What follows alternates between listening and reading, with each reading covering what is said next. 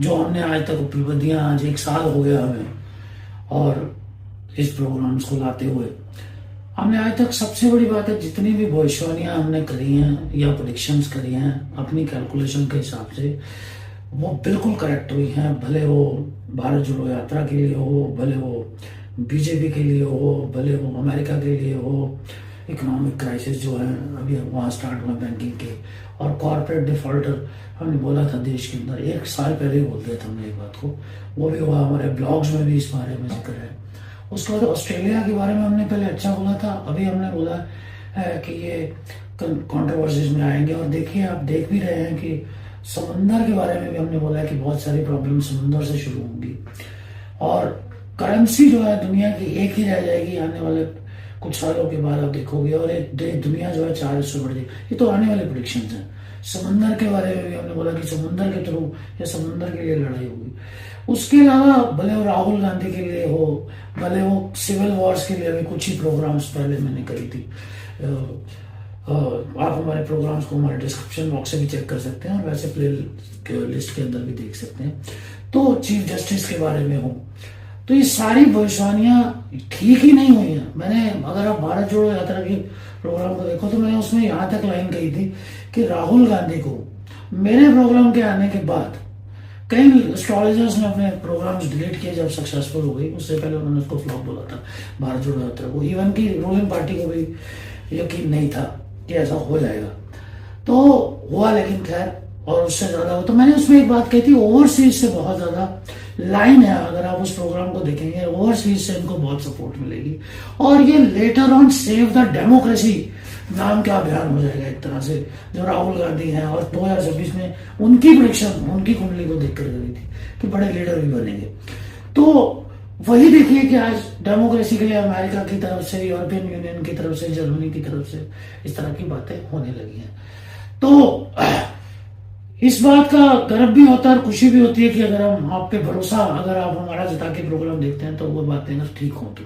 इसके अलावा मेरे बहुत सारे क्लाइंट्स, दोस्त या मेरे एसोसिएट्स हैं जो मुझसे पूछे और उनको भी बहुत अच्छे रिजल्ट्स मिले हैं, तो मैं बड़ा खुशी होती है उस बातें में लेके।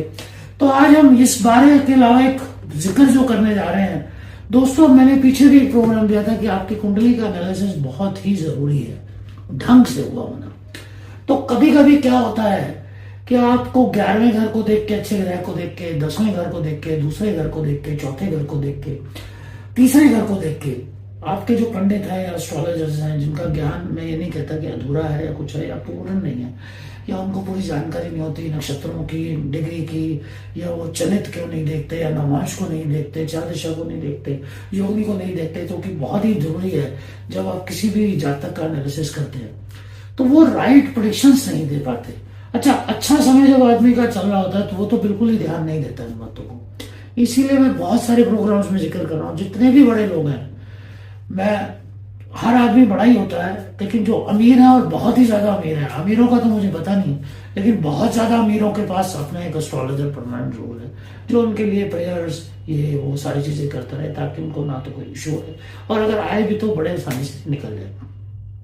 तो आज मेरे एक दोस्त हैं, उनकी हमें कुंडली है, दोस्त भी हैं, मेरे फैमिली जैसे हैं, उनकी कुंडली का हम जिक्र करते हैं। ये जो आप कुंडली देख रहे हैं, ये अनुराधा लगन है इनका। अनुराधा लगन एक मित्रता का लगन है, मित्रता में इन्होंने बहुत नुकसान किया होगा अपना। और राहु इनके लगन में है, केतु इनके दशम में है, वीनस इनके दशम में, सॉरी, केतु इनके सप्तम में है, वीनस इनके दशम में है, और जुपिटर जो है इनके, आप देख रहे हो, मून जो है इनके 2nd हाउस में है, और मंगल और वो बुध जो है, सूर्य जो बैठे हुए हैं वो 11वें में है, और साथ में शनि जो है वो आपको दिखाई दे रहे हैं कि 8वें में बैठा। अब देखिए, शनि और चंद्र का जब इस तरह का मिलन होगा, जबकि शनि इनके अच्छे हैं, तो ये आदमी ड्रिंक करने में या नशे में जरूर रहेंगे, गैम्बलिंग भी कर सकते हैं, ये सब चीजें। लेकिन अगर ये ना करें, इस चीज को कंट्रोल करें, तो ये बहुत ही कामयाब होंगे। अब इसमें एक और प्रॉब्लम है, मून जो है केतु के साथ 6वां 8वां है, और मून जो है इनका वो मूला नक्षत्र में, जो केतु का ही नक्षत्र है, तो इनको ब्लैक मैजिक में भी, मंत्र में भी, ज्योतिष में भी बहुत बिलीव होगा। और सबसे बड़े तो इनका जन्म भी कैलकाटा में ही हुआ है। और जुपिटर जो है इनके शमिष्ठा नक्षत्र में है, जो कि 4थे घर में बैठा जुपिटर अच्छा नहीं होता, और सबसे बड़ी बात है राहु के नक्षत्र में बैठा हुआ है। और उसी के नक्षत्र में आज के डेट में शनि बैठे हुए हैं।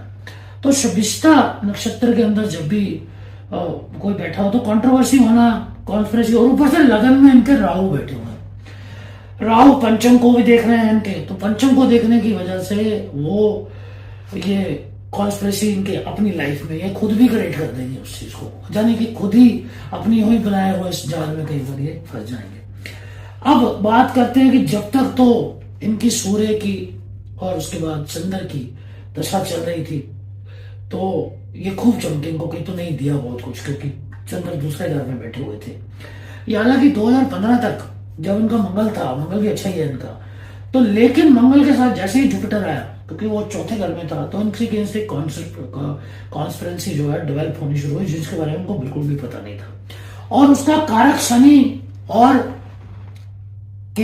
और चंद्रमा ही थे।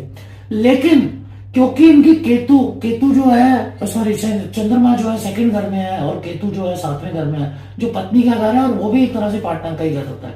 तो इनके पार्टनर्स ने भी कॉन्फ्रेंस की और इनके घरेलू मनमुटाव भी काफी हुए हैं।